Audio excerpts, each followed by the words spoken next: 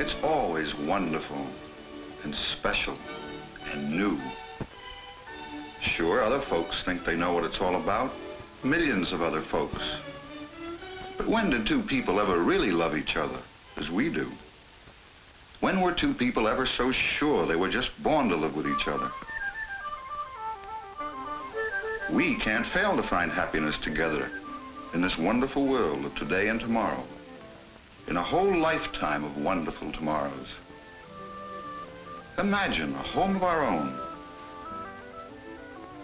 a home made of smiles and love, of hope and cheer, a home safe against trouble and loneliness, a sunny, cozy place, all of our own. And you'll do this, and I'll do that, and we'll never want it to be any other way again, ever, for the rest of our lives. An extremely attractive idea that young men have proposed since time immemorial. But how valid is it in our time, in America today? The dream of a home of your own, when you go looking for it, can turn into a nightmare. A social blight called slums, a health problem called overcrowding, an economic deadlock called housing. These can be love nests in a real world. This is what often shelters young family life in our time. It's not surprising if young people are given pause by the fears of our age, by the threat of war. War that twice in their parents' lifetime called young husbands away from their family life. It's an age of unrest and change, both individual and social. An age of confused personal values, of widespread domestic difficulties, culminating in a fabulous number of broken homes. How can one expect to build a permanent relationship amid such impermanence? The young men and women ready for marriage today were born in a depression. Where can they find the courage and hope to take the responsibility of making what should be the most secure of all worlds a home in the atmosphere of competition and chaos that seems to be the world around us? It's not cowardice that makes them think twice about the problems of raising children in a world where the tight reins of dollars and cents must ever govern the individual's creative instincts, where ambition is confined to the chasm between inflation and deflation, where rising living costs seem always to outdistance lagging earning power. It's a tough world, this world the young people are supposed to inherit. But they are young people, and the inner drive to grow up and have children, to make a life that is richer, more satisfying, more pleasurable than any other, is strong within them. In spite of the conditions around them, they are determined to find a way to raise a family, and a way to give strength and permanence to that family. They are like the thousands of other young couples, hopeful and resolute, who every day in America go through the most serious, solemn ceremony that man can voluntarily enter into. A ceremony that is a sacrament in every religion, that is a binding contract under every law, that is celebrated with joy in every culture. Moderns enter the most traditional of all human relationships with the knowledge that nothing can make a marriage work except the people who are living it, now or at any other time in man's history. On the other hand, marriage in most of America today is a little different from what it was yesterday, because the people are a little different. For instance, Phyllis Burns, housewife by choice. A year ago, she was Phyllis Hagen. She was staining slides in the pathology lab down at the hospital. At 23, she was earning her own living and living her own life. Her work was useful and interesting. And in her time, being a bachelor girl isn't the social disgrace it was when our parents called them spinsters. Phyllis didn't marry because she had to, or because it was a duty. She could take it or leave it. But it was the idea of children mostly that made Phyllis say yes. The idea of a life with no one of her own to love and care for seemed to her like only half a life, or less. She wanted a family, wanted marriage. Moderns like Phyllis think of marriage as a voluntary state for both men and women, a reasonable goal for adults, not an end in itself. She met Chad at the university in a math course. She got the better grades.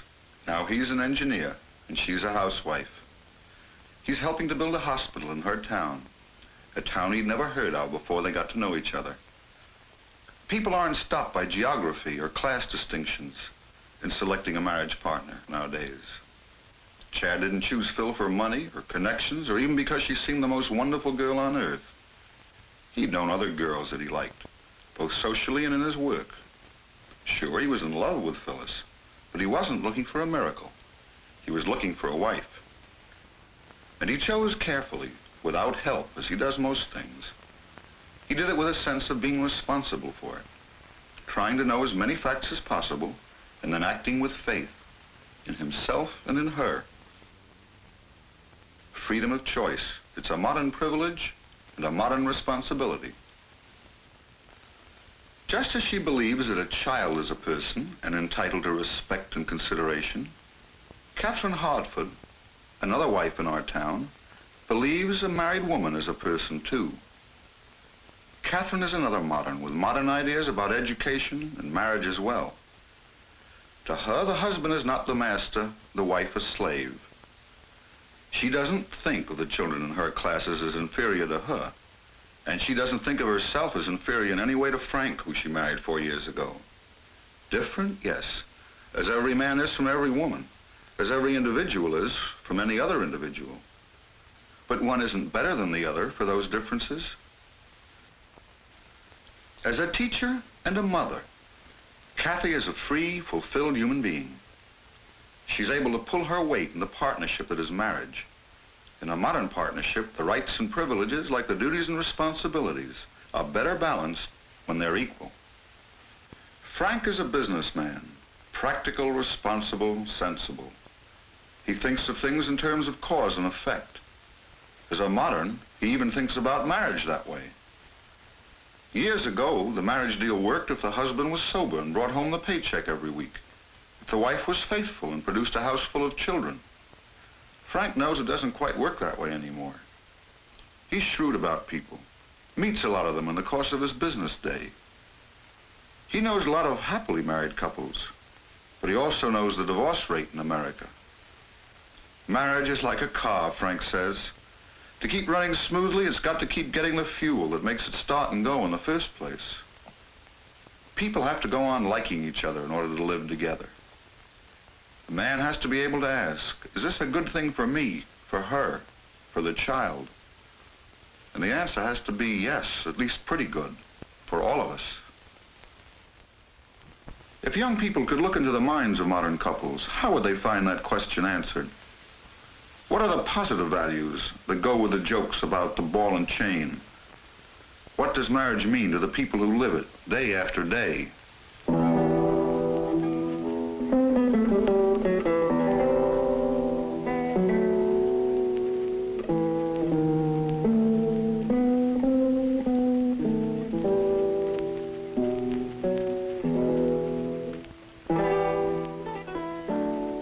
Companionship, belonging.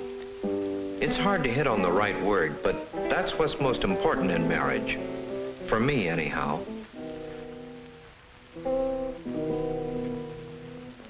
Yes, companionship.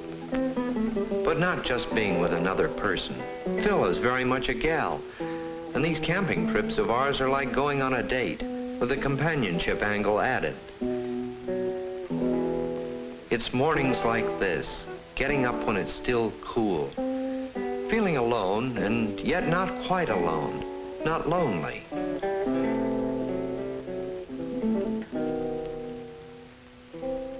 This has always been my way of combing out the tangles I get myself into. And she used to go into these woods with her dad when she was a kid. So you couldn't get a better team, for the chores and for the fun. When I first met her, we found we kind of liked the same things, as well as liking each other. Sure, we'll argue about where the fish are biting today, but we can settle it without anger or a feeling we're each giving in to the other.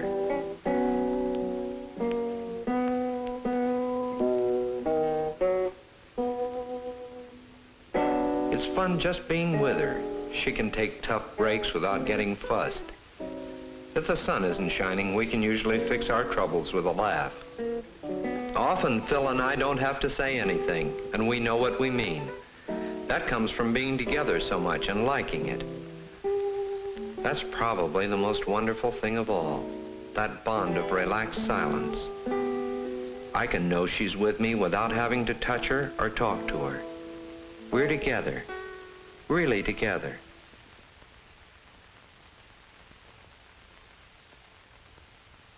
Maybe I do take a little more responsibility than I would if I'd gone out with Jack or Willie.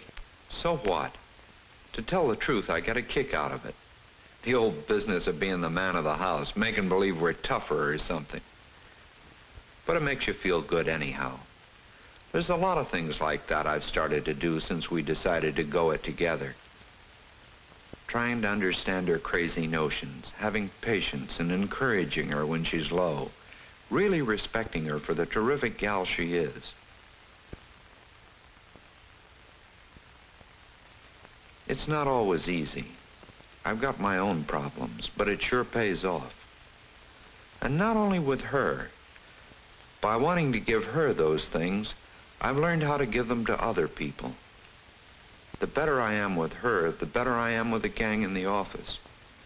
Gets to be a habit, I suppose, this husband business. I like Frank. I like liking him. I feel good way down inside when he's buzzing around nearby. Whether he's gay or tired or just busy old Frank like now, I feel warm and cozy. When I like someone completely, without reserve, I find I like myself. I'm happy.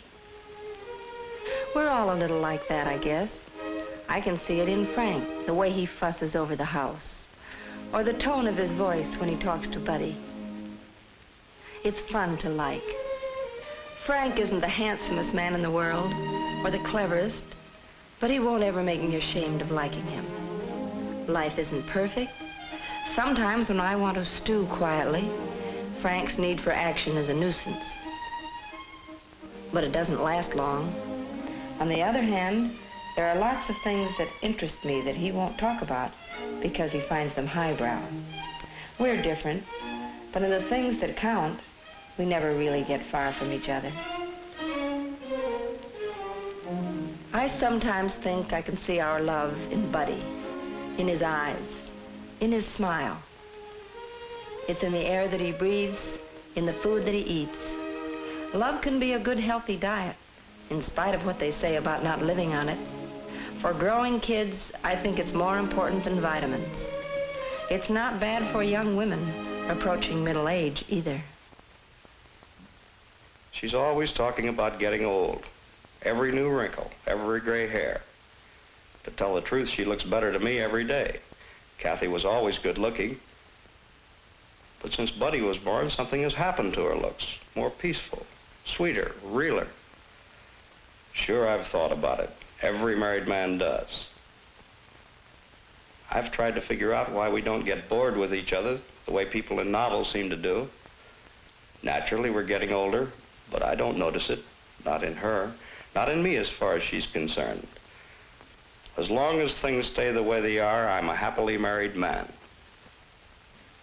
Yes, it may be different from the movie version, but the gal at home is the gal I go for, and not just as wife or companion or mother of my kid. I mean gal, and after 5 years I want to touch her and kiss her and hold her in my arms. And maybe that's funny, but it's also wonderful. Maybe it's just because we've played it straight. I'm not kidding her, and she's not holding anything back. The more we're together, the more we like each other. When the first romantic fever was over, we didn't give up and try finding it somewhere else. We looked at each other instead, clearly, as we really were, and we liked what we saw. Kathy doesn't need pink ribbons or a phony halo to make her look good, nor do brains and strength make a pretty girl any less feminine.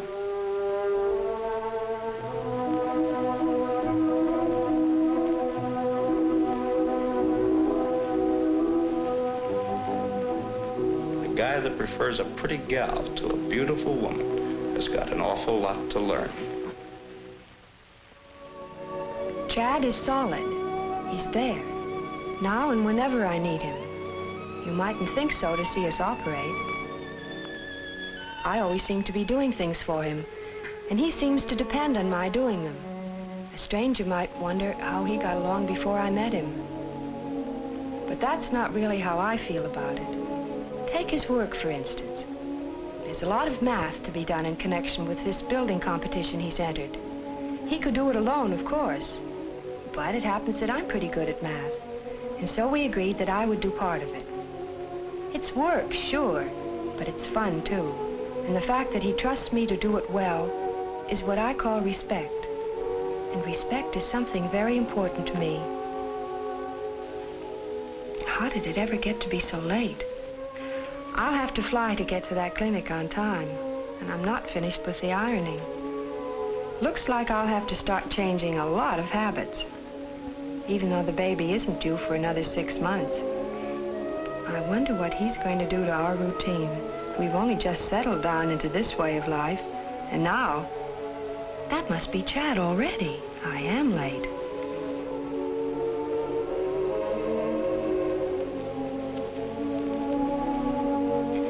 The old goof. I think he's beginning to behave like a proud papa. I like to get lunch for him, but on days like this, I simply can't. Everything is ready. I'm sure he doesn't mind coping for himself.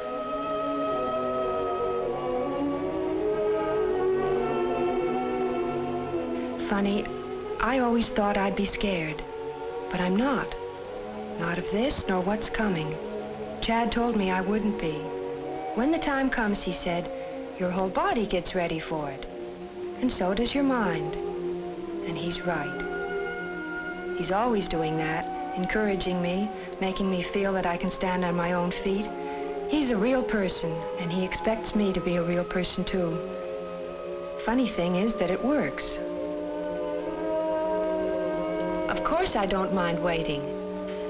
It's what I gave up pathology for. It's to be a woman like all these other women. It's really being a person in the most complete sense.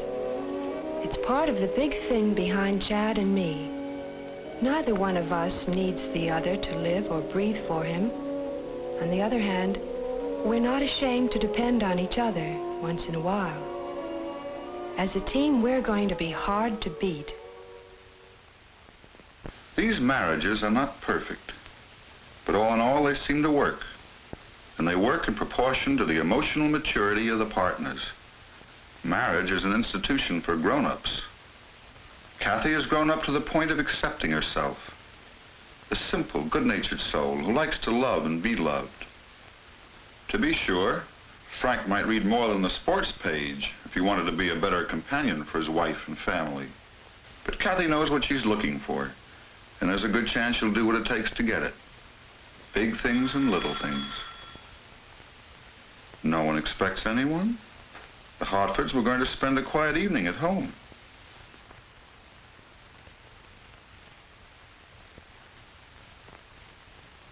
Oh, of course, Jim Kieran. He did promise to drop the list of new Kiwanis members. Come on in for a few minutes, Jim. But sure, we're not doing a thing this evening. Kathy could easily do without the Kierans tonight. But Frank knows he may need Jim's vote when the council meets next week on that zoning proposition. So in they come. Well, that's the end of Mozart for tonight. It's tough, but Frank usually knows what he's doing. And so the Hartfords entertain the Kierans. It isn't exactly what either family planned or exactly what the ladies wanted, but it won't be such a bad evening. Across town at the Burns, it's the old team at work. Stresses, safety factors, underpinnings. The competition only has a month to go and the second floor drawings haven't even been started. Who can that be at this hour? Not Molly nor Jack Hazlitt.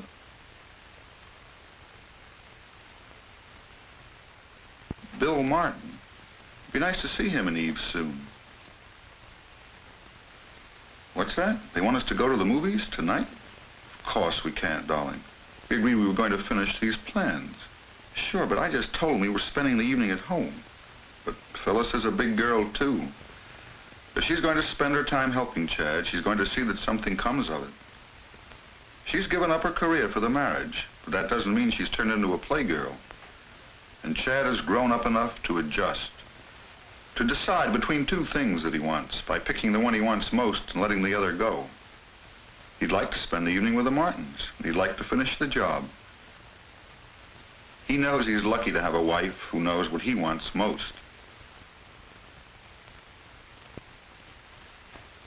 Things are merrier if less productive over at the Hartfords. There are no bosses in a modern marriage. No one who is right all the time, or even most of the time. And no slaves. There are people who feel pushed around even part of the time. Moderns are rather proud of being free. But freedom in marriage is mostly freedom to give. A wonderful freedom for those who have learned how to use it and enjoy it. It's not something new, this pleasure in giving. It's the stuff that families are made of. It's what marriage is all about. It's the real difference between an adult and a child. The child must get in order to live and enjoy life. An adult has enough for himself, and so he can afford to give. The child is weak and helpless, and has to receive love and food and shelter in order to feel strong and secure. A grown-up's strength and security is increased by the knowledge that he can give these things to someone else without a sense of sacrifice or loss. A husband and wife who have learned to give freely to each other and to their family have learned the secret of a happy marriage. That kind of love is not new. But not every man and woman knows where to look for it. And the only place it exists, in themselves. Young people grow stronger and more adult, not by looking for their happiness in the bewildering world around them, or by running away from their problems to a dream world of romance. If they are old enough to marry, they should be adult enough to face the responsibility of making that marriage work. Each one, equally. That's what Chad and Phyllis, Frank and Kathy, and so many young couples all over the world are doing, and what they'll be doing tomorrow. How else can grown-ups find the sense of satisfaction, the dignity, the grace, the inner happiness of a full life? Marriage is still a goal for moderns.